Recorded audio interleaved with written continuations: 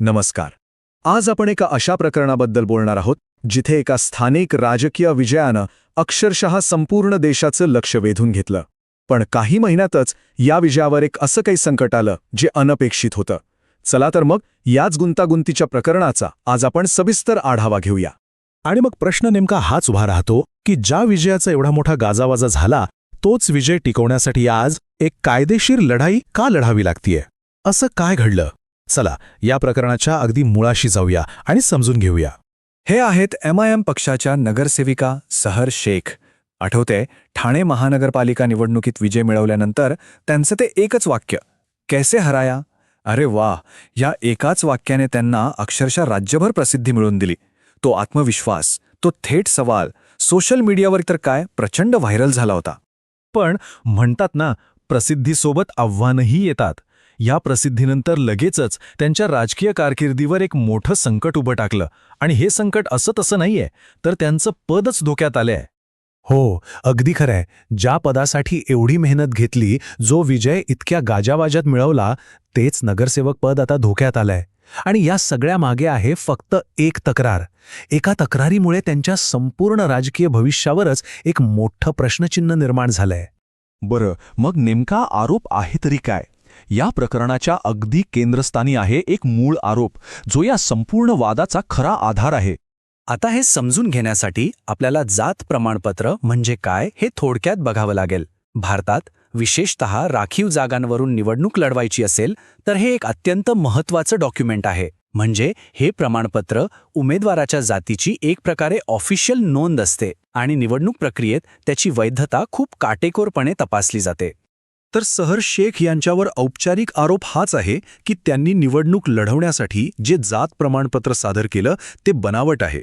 आता हा आरोप खूपच गंभीर आहे, कारण तो जर सिद्ध झाला तर थेट त्यांच्या पदावर गदा येऊ शकते. आता इथे खरी गंमत आहे, म्हणजे आरोपांमधले जे टेक्निकल डिटेल्स आहेत ना, ते महत्त्वाचे आहेत. तक्रारदारांचं म्हणणं असं आहे की शेख कुटुंब मूळचं आहे उत्तर प्रदेशमधल्या गाझियाबादचं. आता नियम काय सांगतो की महाराष्ट्रात स्थलांतरित झालेल्या व्यक्तीने नमुना 10 हा फॉर्म वापरायचा. पण इथे काय झालं, त्यांनी महाराष्ट्रातल्या रहिवासियांसाठी असलेला नमुना 8 वापरून प्रमाणपत्र मिळवलं.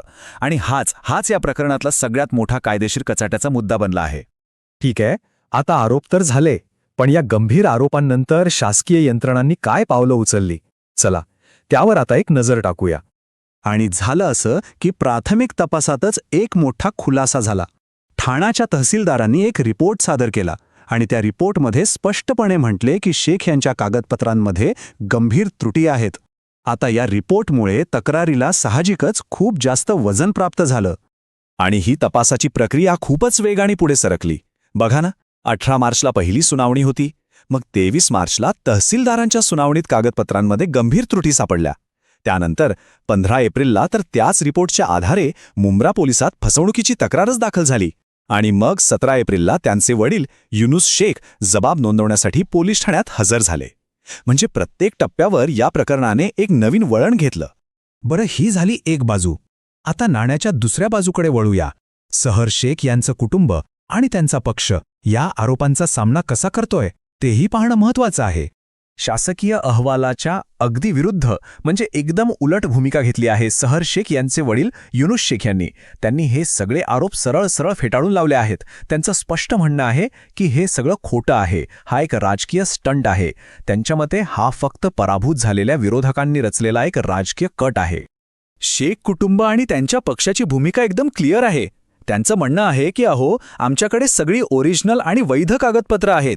आणि ते काही काळ संपर्कात नव्हते, कारण कुटुंबात एक दुर्दैवी घटना घडली होती, मृत्यू झाला होता. ते काही लपत नव्हते. उलट ते आपली बाजू मांडण्यासाठी लवकरच पत्रकार परिषद घेणार आहेत. आणि एवढंच नाही, तर त्यांनी सर्वोच्च न्यायालयापर्यंत कायदेशीर लढाई लढायची तयारी दाखवली आहे. आणि हे वाक्य बघा, करारा जवाब मिलेगा, हे विधान त्यांच्या निश्चयाचं प्रतीकच आहे. हा त्यांच्या वडिलांनी विरोधकांना दिलेला एक थेट इशारा आहे. आणि गंमत म्हणजे हे वाक्य कुठेतरी त्यांच्या मुलीच्या त्या गाजलेल्या कैसे हराया या वाक्याची आठवण करून देत नाही का? तर आता दोन्ही बाजू आपापल्या भूमिकेवर अगदी ठाम आहेत. मग आता महत्त्वाचा मुद्दा हाच उरतो की या गुंतागुंतीच्या प्रकरणाची पुढची दिशा काय असणार आहे, पुढे काय होणार? या प्रक्रियेचे साधारणपणे 3 मुख्य टप्पे असू शकतात. पहिलं म्हणजे पोलीस त्यांचा तपास पूर्ण करतील. त्यानंतर त्या जात प्रमाणपत्राच्या वैधतेवर एक अधिकृत अंतिम निर्णय घेतला जाईल आणि मग त्या निर्णयावरच सगळं काही अवलंबून असेल. एकतर सहर शेख निर्दोष सिद्ध होतील किंवा मग त्यांना आपलं नगरसेवक पद गमवावं लागेल. आणि हो, हे प्रकरण इथेच थांबेल असं वाटत नाहीये. हा जो स्थानिक वाद आहे तो जिल्हा न्यायालय, मग उच्च न्यायालय आणि अगदी सर्वोच्च न्यायालयापर्यंत पोचण्याची दाट शक्यता आहे. याचाच अर्थ ही कायदेशीर लढाई बरीच लांब खेचली जाऊ शकते. आणि शेवटी आपण पुन्हा त्याच प्रश्नावर येऊन थांबतो, जो या संपूर्ण प्रकरणाच्या केंद्रस्थानी आहे. हे सगळं एक अवगवत्या नेत्याला संपवण्यासाठी रचलेले एक राजकीय षडयंत्र आहे की मग कायद्याचं उल्लंघन केल्याचा हा एक नैसर्गिक परिणाम आहे? याचं उत्तर ते तर आता येणारा काळच देईल.